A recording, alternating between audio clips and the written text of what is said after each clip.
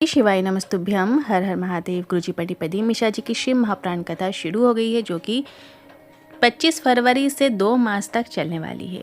इसका एड्रेस इस प्रकार है: रामलिंग रोड, शिहूर, घोड़ानाड़ी जिला, पुणे, महाराष्ट्र से शुरू हुई है। ये 7 दिवसीय शिव महाप्राण कथा है, जिसका श्रवण आप आस्था चैनल यूट्यूब के माध्यम से दोपहर में 1 बजे से 4 बजे तक लाइव देख सकते हैं। और ये कथा सार वीडियो है, जिसमें हम आपको संपूर्ण 3 घंटे की जो कथा गुरुजी वाचते हैं, उसकी जो महत्वपूर्ण जानकारियाँ होती हैं 10 से 12 मिनट में छोटे रूप में हम आपको बताने का प्रयास करते हैं, ताकि आपको संपूर्ण कथा का रास्ता इस छोटे से ही वीडियो से आपको प्राप्त हो जाए। आज की कथा में गुरुजी ने एक विशेष उपाय की जानकारी दी है। 5 ध्रुव वाले बिल्कुल नए उपाय की जानकारी दी है। उपाय कैसे करना है वो भी हम आसान भाषा में आपको समझाएंगे, ताकि आपसे कोई भी गलती ना हो। साथ ही इस वीडियो में आपको आमलकी एकादशी, जिसे रंग भरी 11 भी कहा जाता है, 27 फरवरी को है फाल्गुनी 11 आमलकी एकादशी की विशेष तिथि है। और ये बहुत बड़ी 11 मानी जाती है, और इसमें किए जाने वाले कुछ विशेष उपाय हैं जो कि गुरुजी के बताए गए हैं। कर्जा मुक्ति के लिए किए जाने वाले उपाय हैं, दरिद्रता को दूर करने के लिए उपाय है, धन प्राप्ति में किया जाने वाला उपाय है। तो सभी जानकारी आपको आज के इस वीडियो में प्राप्त होगी। साथ ही गुरुजी की पुस्तक में गुरुजी जो विशेष जानकारी देते हैं, उसकी भी कुछ झलकें आपको इस वीडियो में प्राप्त होंगी। तो बढ़ते हैं आज की कथा की पहली जानकारी की ओर। गुरुजी ने कहा, संसार आ जाना ये अलग बात है, पर इस संसार सागर में आकर मुक्त हो जाने की जगह मोक्ष प्राप्त कर लेना ये अलग बात है। और ये मोक्ष प्राप्ति का सबसे सुंदर तरीका है, दूसरे की पीड़ा को अपनी पीड़ा समझें। स्वयं खा लेना स्वीकृति है, छुड़ा के खा लेना विकृति है, और बांट के खा लेना ये हमारे भारत की संस्कृति है। बढ़ते हैं आज की कथा की दूसरी जानकारी की ओर। गुरुजी ने कहा, पहले के समय माला जपते थे, आज के समय में लोग मशीन में जपते हैं। बात कर रहे हैं, कोई कार्य कर रहे हैं, उनकी उंगली चटर पटर चलती रहती है और बताते हैं मैंने इतना नाम जाप कर लिया है, या मैंने उतना जप कर लिया है। पर शिव महाप्राण की कथा कहती है, बात भी कर रहे हैं, बटन भी दब रही है, सीरियल भी देख रहे हैं, बटन भी दब रही है, किसी का दिल भी दुखा रहे हैं, बटन दब रही है, तो भगवान से पूछा जाए कि आपने इसका कितने मन के स्वीकार किए। तो भगवान ने कहा, केवल माला फेरने से भगवान नहीं मिलते, जो अपने मन को भगवान की ओर फेर लेते हैं, उसके मन के भगवान स्वीकार कर लेते हैं। आज की कथा की तीसरी जानकारी की ओर। किसी भी पुराण में, किसी भी शास्त्र में ये नहीं लिखा कि भगवान को इतनी संख्या में, इतनी मात्रा में भगवान को देने पर भगवान प्रसन्न होते हैं। भगवान तो ये कहते हैं कि तू जो भी भगवान को दे रहा है उसका हिसाब तुम मत रखो, तुम तो बस भगवान से जुड़े रहो, भगवान से अपना दिल लगा के रखो। बस आप हिसाब मत करो कि मैंने ये अर्पित कर दिया, मैंने वो अर्पित कर दिया, मैंने इतना ये दान कर दिया, उतना दान कर दिया। इन सब चीज़ों का हिसाब आपको नहीं रखना है, वो हिसाब भगवान के खाते में चल रहा है। कहते हैं आज की कथा की चौथी जानकारी की ओर। गुरुजी ने कहा, तमिलनाडु में एक मंदिर है, माँ शिला महेश्वर मंदिर, जहाँ पर जाकर आप शंकर भगवान के वराह स्वरूप का दर्शन कर सकते हैं। क्योंकि आपने भगवान विष्णु का वराह स्वरूप के दर्शन किए होंगे, पर भोलेनाथ के नहीं। पर तमिलनाडु में एक मंदिर है जहाँ पे आपको ये दर्शन करने का मौका मिलेगा। बढ़ते हैं अगली 5वीं जानकारी की ओर। गुरुजी ने कहा, आज के समय में देखने को मिलता है, सभी बोलते हैं ये कार्य मैंने किया, मैंने ये कर दिया, मैंने वो कर दिया, मेरे द्वारा ही ये कार्य हुआ है, मेरे द्वारा ही ये हो पाता है, मेरे बिना घर नहीं चल सकता। तो ये बात ध्यान रखें, सुखी दाम्पत्य जीवन के लिए आपको अपने परिवार में मैं की जगह हम आ जाए, तो आपका दाम्पत्य जीवन सुखी हो जाता है कि हमने ये कार्य किया है। बढ़ते हैं अगली 6वीं जानकारी की ओर। गुरुजी ने कहा, शिव जी के 3 नेत्र हैं, उसी तरह आपके भी 3 नेत्र हैं। एक नेत्र जिससे आप देखते हैं आपने क्या क्या अच्छा किया, दूसरा नेत्र जिसे आप अपने परिवार वालों की अच्छाइयाँ देखते हैं, और तीसरा नेत्र जो दिखाई नहीं देता है, पर वो नेत्र हमेशा दूसरों में बुराई देखते रहता है, दूसरों की निंदा, चुगली और बुराई में लगा ही रहता है। बढ़ते हैं अगली 7वीं जानकारी की ओर। रूपाली जी पत्र लेकर आई, लिखती हैं, मेरी बेटी को कैंसर हो गया था, इलाज करवाया, पर डॉक्टर ने कहा इसकी बीमारी समाप्त नहीं हो सकती। हमने दवाई ले ली और सीहोर से रुद्राक्ष लेकर हम आ गए, और शिवलिंग पर रुद्राक्ष का जल चढ़ाकर उसका आचमन कराना हमने शुरू किया, और आज उसका कैंसर पूर्ण रूप से समाप्त हो गया है। और मैं भी खूब शराब पीता था। जिस दिन से बेटी का कैंसर समाप्त हुआ है, उस दिन से मैंने भी शराब पीना छोड़ दी है। मेरे साले को भी कैंसर हुआ था, शिव जी की कृपा से साले का भी कैंसर दूर हो गया है, समाप्त हो गया है, उसी का आभार व्यक्त करने हम आए हैं। बढ़ते हैं आज की कथा की 8वीं जानकारी की ओर। दुनिया में सबसे बड़ी बीमारी कैंसर से भी बड़ी शराब का नशा है, गुरुजी ने कहा, जो पूरे परिवार को क्षति पहुंचाती है। तो इस नशे से आप बच के रहिए, अपने परिवार वालों को सुखी और स्वस्थ रखिए। बढ़ते हैं अगली 9वीं जानकारी की ओर। हम कहीं भी कथा वाचने जाते हैं, गुरुजी ने कहा, तो सबसे पहले यही पूछते हैं कि आने वाले शिव भक्तों के भोजन से जुड़ी क्या व्यवस्था है। तो हमें बताया गया कि शिव भक्त कंकर में बैठकर भोजन ना करें, इसलिए पूरी भोजनशाला की जमीन को कंक्रीट का कर दिया गया। और गुरुजी ने कहा, आज तक जितनी भी शिव महाप्राण कथा हुई है उनमें जो भोजन बना है और यहाँ जो भोजन बना है, किसी की शादी में क्या भोजन बनेगा वैसा भोजन इस शिव महाप्राण कथा में शिव भक्तों के लिए बनाया गया है।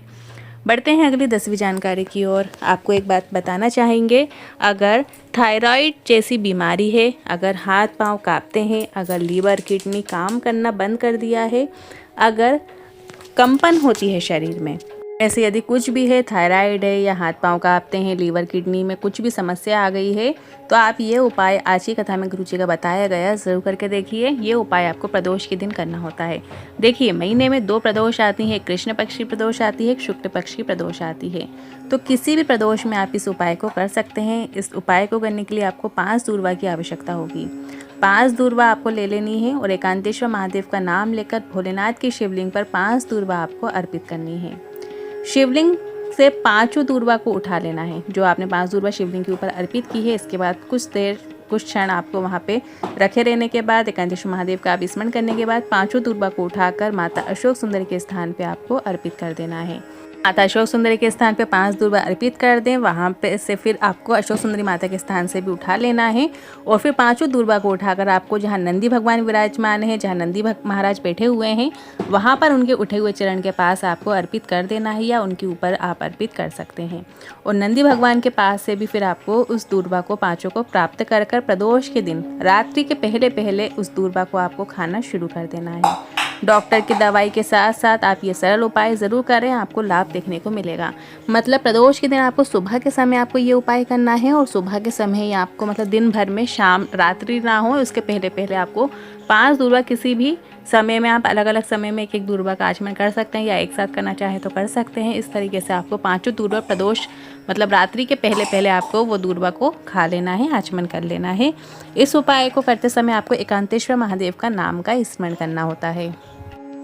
एक बार और आप शॉर्ट में सुन लीजिए। आपको 5 दूर्वा लेना है। प्रदोष के दिन आपको एकांतेश्वर महादेव का नाम लेकर भोलेनाथ की शिवलिंग में 5 दूर्वा अर्पित कर दें। फिर वहां से उठाकर अशोक सुंदरी माता के स्थान पे 5 दूर्वा अर्पित कर दें। फिर अशोक सुंदरी माता के स्थान से उठाकर 5 दूर्वा आपको नंदी महाराज के पास आपको अर्पित कर देना है और फिर वहीं से आपको 5 दूर्वा औषधि रूप में प्राप्त कर रात्रि से पहले उसका आचमन कर लेना है। ये उपाय आपको प्रदोष के दिन करना है। पढ़ते हैं अगली 11वीं जानकारी की ओर। गुरुजी ने कहा, जब दवाइयाँ कार्य ना करें, आपको ऐसा लग रहा है कि आप डॉक्टर बदल देना चाहिए, दूसरे डॉक्टर के पास जाएं, फिर दूसरी दवाइयाँ लें, तो उससे पहले आपको कुंदकेश्वर महादेव का नाम लेते हुए उन दवाइयों को खाना शुरू करना है। दवाइयाँ कार्य करने लगेंगी, आपको रोग मुक्ति भी प्राप्त होगी। आपको डॉक्टर को तो दिखाना ही है, सारी दवाइयाँ लेनी है, बस दवाइयों में खाते समय बस आपको कुंदकेश्वर महादेव का नाम का स्मरण करना चाहिए। बढ़ते हैं अगली 12वीं जानकारी की ओर। रेखा जी पत्र लेकर आई, लिखती हैं, 40 साल से पैरों में गठान हो गई थी, मुझे चलने में दिक्कत होती थी, कई जगह दिखाया पर लाभ नहीं हुआ। डॉक्टर ने कहा 1000 में से 1 या 2 को ऐसी बीमारी होती है जिससे पूरे पैर में गठाने हो जाती हैं, बहुत दिक्कत होती है। पर मैंने आपकी कथा सुनना शुरू किया, पंडाल में कथा सुनी और मिट्टी को पैरों में लगाना शुरू किया, भगवान की भक्ति धारण की, 1 लोटा जल चढ़ाना मैंने शुरू किया और आज मैं पूरी तरीके से ठीक हो गई हूँ, उसी का आभार व्यक्त करने आई हूँ। बढ़ते हैं आज की कथा की 13वीं जानकारी की ओर। प्रभावती जी पत्र लेकर आई, लिखती हैं, मेरी लड़की 2 साल से नौकरी की तैयारी कर रही थी पर उसकी नौकरी नहीं लग रही थी। मैंने कहा पढ़ाई करो पर एग्ज़ाम देने के पहले शिव पर बेलपत्र चढ़ा कर जाओ। मेरी बेटी ने मेहनत की, पशुपतिनाथ व्रत भी किया और बेलपत्र में शहद लगाकर एग्ज़ाम के पहले शिवलिंग के ऊपर अपनी मनोकामना करते हुए चिपका के चली गई और उसकी सरकारी नौकरी लग गई है, उसी का आभार व्यक्त करने आए हैं। बढ़ते हैं अगली 14वीं जानकारी की ओर। सुनीता जी पत्र लेकर आई, लिखती हैं, मेरी बेटी 2018 से नौकरी की तैयारी कर रही थी, वो आपको नहीं मानती थी पर मैंने कहा एक बार पशुपतिनाथ व्रत रखकर एग्ज़ाम दो। बेटी ने आप पर एक बार विश्वास रखकर सीहोर जाकर भगवान को नमन करके पशुपतिनाथ व्रत करके एग्ज़ाम देने चली गई और उसकी नौकरी लग गई है, उसी का आभार व्यक्त करने आए हैं। बढ़ते हैं आज की कथा की 15वीं जानकारी की ओर। शिव की निंदा करने वाले और शिव की निंदा सुनने वाले महापापी की श्रेणी में आते हैं, दोनों का पाप समान होता है। बढ़ते हैं आज की कथा की 16वीं जानकारी की ओर। प्रतीक्षा जी पत्र लेकर आई, लिखती हैं, शादी को कई साल हो गए थे पर संतान सुख नहीं हुआ, 8 साल तक इलाज करवाया पर लाभ नहीं हुआ। मुझे किसी भी शादी में नहीं बुलाते थे, किसी के शुभ कार्य में भी नहीं बुलाते थे। मेरा मुख देखना पसंद नहीं करते। तभी मेरे पति ने बताया, उनके दोस्त ने सीहोर वाले महाराज के बारे में बताया और कथा पंडाल का महत्व बताया। हमने कथा पंडाल में कथा सुनी और मिट्टी को गर्भ में लगा लिया, सफ़ेद आकड़े की जड़ का प्रयोग भी किया और पशुपतिनाथ व्रत भी किया और पुत्र रत्न की प्राप्ति हुई है, उसी का आभार व्यक्त करने आए हैं। मैं सभी से एक बात कहना चाहूँगी, यदि किसी को संतान नहीं है तो उसको इस नज़र से ना देखा जाए। वो भी एक इंसान ही है, कोई कारणवश नहीं हो पाता है कभी, तो उनको ऐसी दोष दृष्टि से नहीं देखना चाहिए। क्या उनमें इतनी शक्ति है कि वो आपके बच्चे का खराब कर देंगे या आपके शुभ कार्य में अड़चन आ जाएगी? ऐसा नहीं होता है। तो ऐसी जो भ्रम की चीज़ें हैं, इनको फैलाना दूर कीजिए और सभी को सम्मान दीजिए। बढ़ते हैं अगली 17वीं जानकारी की ओर। 5 मार्च 2026 महादेव की होली सिद्धपुर सीहोर में होगी। गुरुजी ने कहा, एक बार आप सीहोर में आकर महादेव की होली का आनंद ज़रूर लें। जिंदगी भर नहीं भूल पाओगे, ऐसे आनंद की आपको प्राप्ति होगी। बढ़ते हैं अगली 18वीं जानकारी की ओर। 26 फरवरी फाल्गुनी गुरुवार का दिन है और दशमी की तिथि है। तो इसमें किए जाने वाले गुरुजी के बताए कुछ विशेष उपाय हैं जो कि गुरुजी ने पिछली कई कथाओं में बताए हैं। और दशमी तिथि का जो उपाय है गुरुजी की किताब में भी दिया हुआ है, तो उसको हम आपके साथ शेयर करेंगे। गुरुवार का दिन है, तो इस दिन आपको भोले बाबा की जो शिवलिंग होती है उसमें आपको चने की दाल ज़रूर अर्पित करना चाहिए। यदि घर में शुभ कार्य नहीं हो रहे होते हैं, विवाह आदि कार्य नहीं हो रहे होते हैं, तो चने की दाल ज़रूर आपको भोलेनाथ की शिवलिंग पे अर्पित करना चाहिए। या फिर जो अरहर की दाल की जो पत्ती होती है वो भी शिवलिंग के ऊपर श्री शिवाय नमस्तुभ्यम कहते हुए अर्पित की जाती है। यदि घर में मांगलिक कार्य शुभ कार्य नहीं हो रहे होते हैं तो उसके लिए आपको उसकी पत्ती को अर्पित करना होता है। साथ ही 26 फरवरी फाल्गुनी गुरुवार दशमी की तिथि है, तो दशमी तिथि का उपाय गुरुजी की किताब में दिया हुआ है कि माह की जो भी दशमी तिथि आती है, चाहे कृष्ण पक्ष की हो चाहे शुक्ल पक्ष की हो, एक सफ़ेद धतूरे का जो पुष्प होता है, लंबा लंबा जो पुष्प होता है, वो पुष्प शंकर भगवान की शिवलिंग पर ऐसा अर्पित करना चाहिए वो शिवलिंग से नीचे ना गिरे। इस तरीके से आपको एक धतूरे का पुष्प जो होता है वो अर्पित करना चाहिए। साथ ही उसके ऊपर आपको एक बेलपत्र अर्पित करना होती है। बेलपत्र भी ऐसे अर्पित करें कि वो शिवलिंग से नीचे ना गिरें। इस तरीके से जो धतूरे का सफ़ेद पुष्प और शिवलिंग पर एक बेलपत्र आप अर्पित करते हैं, तो जो आपसे जलते हैं, जो आपसे ईर्ष्या भावना रखते हैं, द्वेष भावना रखते हैं, वो धीरे धीरे करके आपकी बंद हो जाती है, आपसे जलना बंद हो जाता है और आपसे प्रेम, आपसी संबंध अच्छे होते हैं, मधुर होते हैं।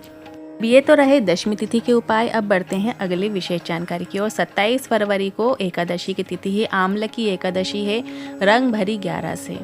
इस दिन मथुरा वृंदावन में भी रंगों की जो होली होती है, गुलाल की होली होती है, इस दिन से वहाँ पे भी प्रारंभ हो जाती है। तो ये जो विशेष 11 होती है, इस दिन यदि आप व्रत भी रखते हैं तो ये बहुत ही फलदायी होता है। वैसे तो एकादशी के जो व्रत होते हैं वो सभी को करना चाहिए, पर आप हमेशा वाली जो 11 है वो नहीं रख पा रहे हैं, तो जो बड़ी बड़ी 11 होती हैं वो आपको ज़रूर रखना चाहिए। तो जो आमला की एकादशी है ये बड़ी 11 में होती है, तो इसका व्रत का पालन आप सभी को करना चाहिए। एकादशी के दिन चावल का सेवन से बचना चाहिए, अन्न ग्रहण भी नहीं करना चाहिए। लोग व्रत नहीं भी रखते हैं तो उन्हें उस दिन चावल का त्याग करना चाहिए, चावल नहीं खाना चाहिए, ये भी आपको ध्यान रखना है। तो एकादशी में किए जाने वाले कुछ विशेष उपाय हैं गुरुजी के माध्यम से बताए गए हैं।